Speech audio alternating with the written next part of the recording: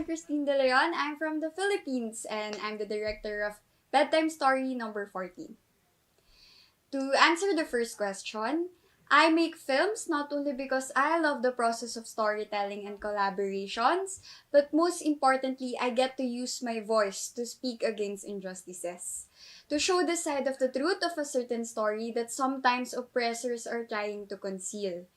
In my opinion, film is a reflection of the reality that you can watch repeatedly as long as you don't pirate it. No to piracy. It has the power to enkindle a discourse on a certain social issue, then eventually a call to action against that issue. I fell in love with it because it unites elements such as light, cinematography, writing, technology, etc. And also, it unites artists for collaboration to tell one relevant story. To answer question number 2.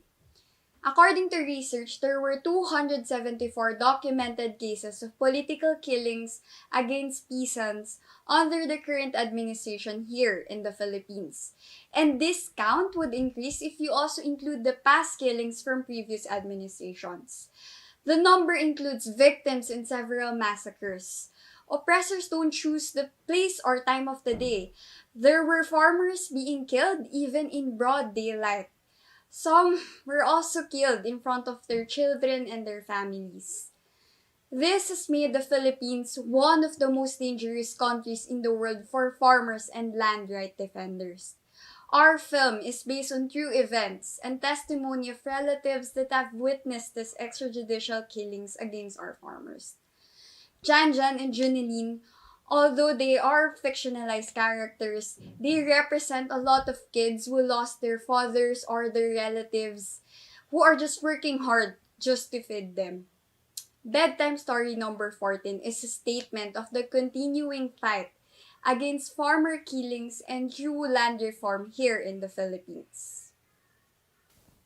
This is to answer question number 3.